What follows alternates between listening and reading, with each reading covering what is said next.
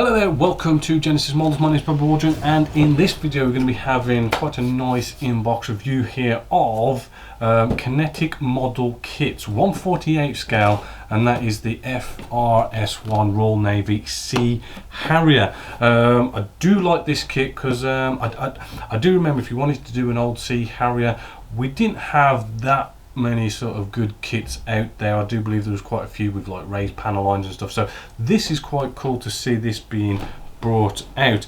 So let's have a look. Well, first off, the box art looks rather nice. Just on the side here we have this massive amount of different markings we can do, all sorts of lovely Royal Navy stuff. Even we've got the Indian Navy as well down here, lots of different color schemes, lots of different markings, so really good on the decals. So let's just open this up and check out this kit. Now this kit is around about the £37 mark depending where you go shopping, which is rather good for 1/48 scale model. First off, let's just jump straight into our actual canopy part. Nicely, everything is nicely bagged just like this. I have already opened this up and taken a look at it, but let's have a closer look.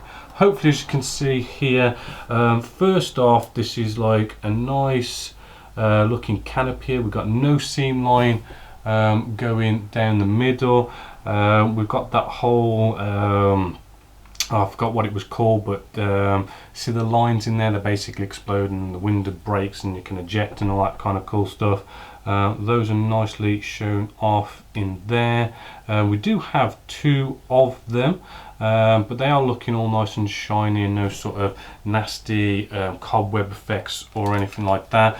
The decals, let's just move the box out of the way. The decals, we do have this nice big A4 sheet of decals. They are printed by Cartograph, so you know, one of the best in the world. We know they're going to take micro sol and set really sort of nicely, but as you can see, massive amounts of decals just on here, all looking nicely good color, nicely in registry. Even all your small writing and stuff, you can sort of, don't know how close we can get, but you know, even the small writing is just about, you know, you could just about make that out.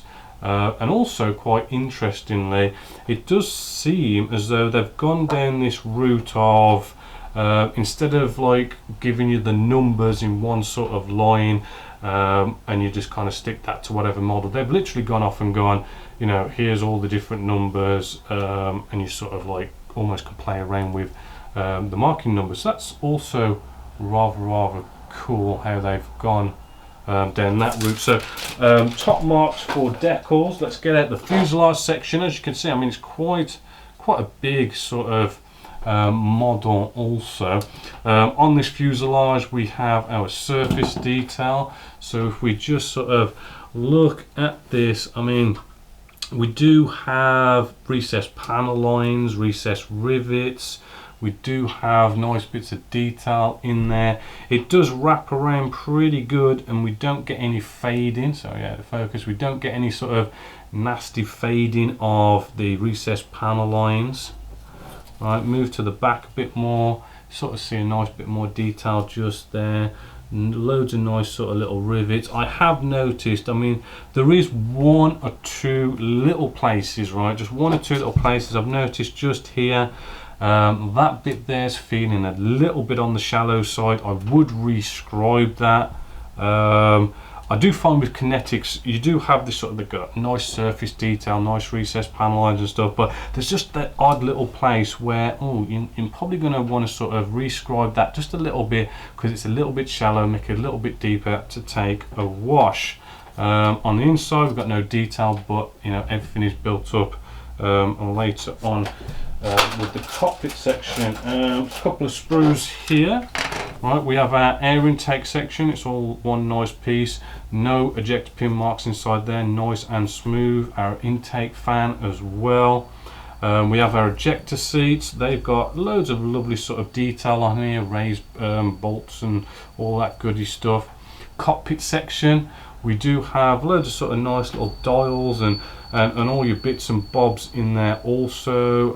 The back, I do believe that might be the back, but you know what, there's loads of detail in there anyway. Moving along, here we have instrument display panels. We do have 2 of them, so I'm not sure if there's like options or something, but I do know they have released a 2-seater version, so there might be a few things on here that would go for a 2-seater version. I'm not quite sure, but yeah, you can make out all the dials and stuff, which is quite cool.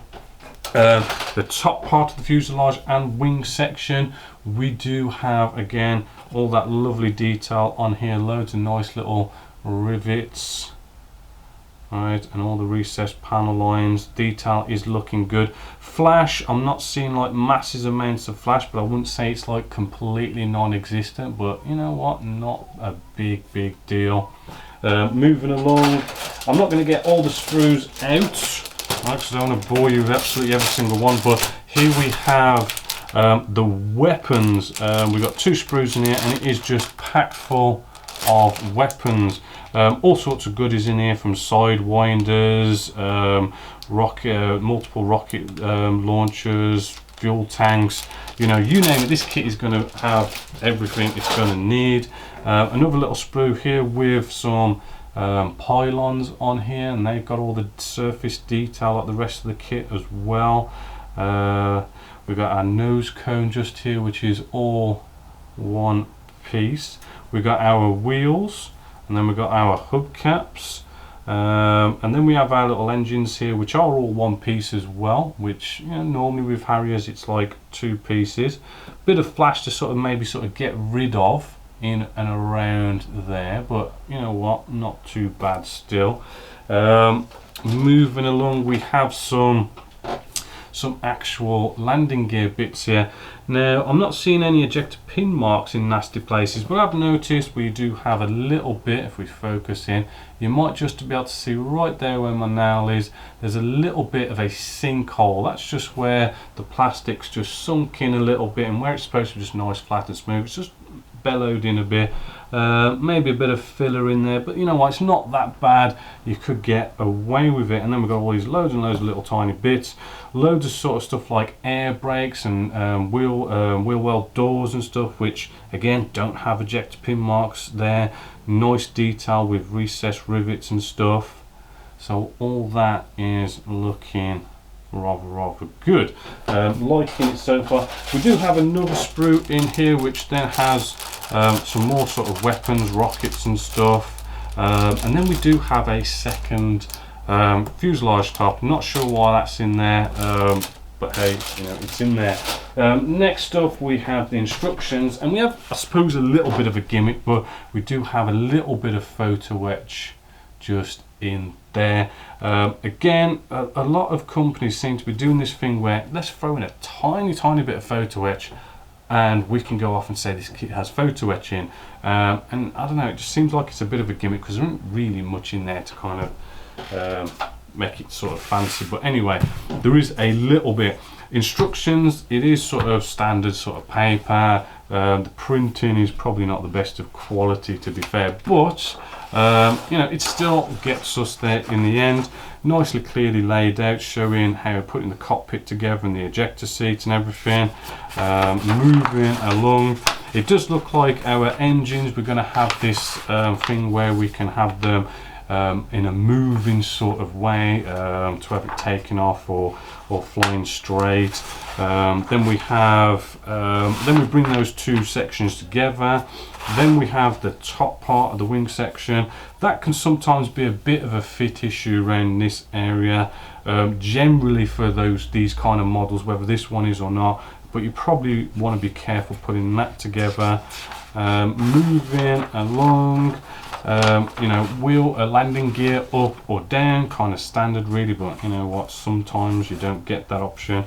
Then we have all these lovely weapons that come with this kit, so you can really make it beefy, make it in pretty much sort of any formation you want. As you can see, all these different loadouts for how you want this kit to be. Again, how all the weapons go together, pretty standard, pretty simple.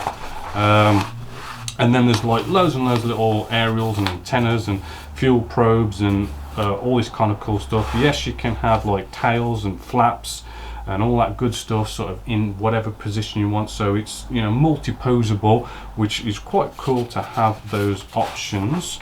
Then we have these massive amounts of color schemes and markings, everything from the white underbelly to all-round grey, the extra dark sea grey, Royal Navy, the Indian Navy, we've even got the medium sea grey one, just absolutely loads and loads of markings for you to sort of have a pick at. As you can see, loads of them.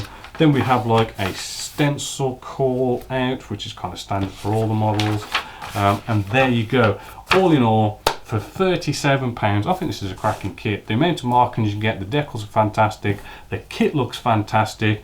The only thing I can grumble about is in one or tiny two places you might have to do a slight little bit of rescribe, but that's really not a big issue. And it is basically a new tool as well. I do believe it was 2014 it was new tool. So yeah, it's all there. You've got it all there. It's all in the package. Definitely a big thumbs up. So yeah, a big thumbs up to Kinetic Models for their FRS.1 Harrier. So until next time, my name is Bob Baldwin, Genesis Models, and I hope you've enjoyed.